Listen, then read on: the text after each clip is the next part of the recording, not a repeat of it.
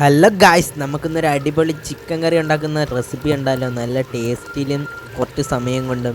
അതിനായിട്ട് ആദ്യം നമ്മൾ 500 ഗ്രാം ചിക്കനാണ് എടുത്തിരിക്കുന്നത്. പിന്നെ നമുക്ക് വേണ്ടത് 2-3 സവാള അരിഞ്ഞതാണ്, പിന്നെ 4 പച്ചമുളക് നടുവേ കീറിയത്, പിന്നെ കുറച്ച് ഇഞ്ചി, കുറച്ച് വെളുത്തുള്ളി, പിന്നെ കുറച്ച് കറിവേപ്പിലയും വേണം. പിന്നെ നമുക്ക് 3 കറുകപ്പട്ടയും 3 ഏലക്കയും 3 ഗ്രാമ്പൂവും വേണം. പിന്നെ നമുക്ക് കറിക്ക് ആവശ്യമായ മസാലയെല്ലാം എടുക്കാം. ആദ്യം തന്നെ എരിക്ക് വേണ്ടി 1 ടീസ്പൂൺ മുളക് പൊടി, പിന്നെ 1/2 ടീസ്പൂൺ മഞ്ഞൾപ്പൊടി, പിന്നെ നമുക്ക് 2 ടീസ്പൂൺ മല്ലിപ്പൊടി വേണം. പിന്നെ നമുക്ക് വേണ്ടത് ചിക്കൻ മസാലയാണ്, അത് ഓപ്ഷണലാണ്, അതും ഒരു 1/2 ടീസ്പൂൺ.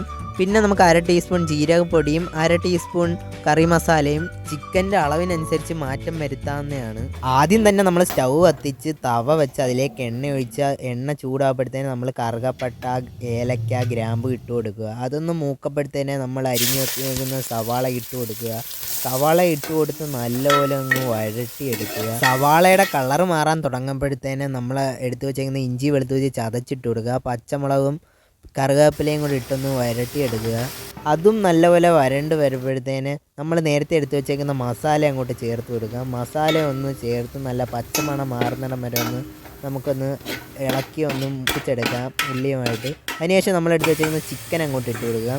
ചിക്കൻ ഇട്ട് നല്ലപോലെ ആ മസാലയായിട്ടൊന്ന് ചേർത്തൊന്ന് മിക്സ് ചെയ്തെടുക്കുക. അതിനുശേഷം നമുക്ക് ആവശ്യമായ ഉപ്പ് അങ്ങോട്ട് ചേർത്ത് കൊടുക്കുക. ഉപ്പും ചേർത്ത് നല്ലവണ്ണം ഒന്ന് മിക്സ് ചെയ്യുക.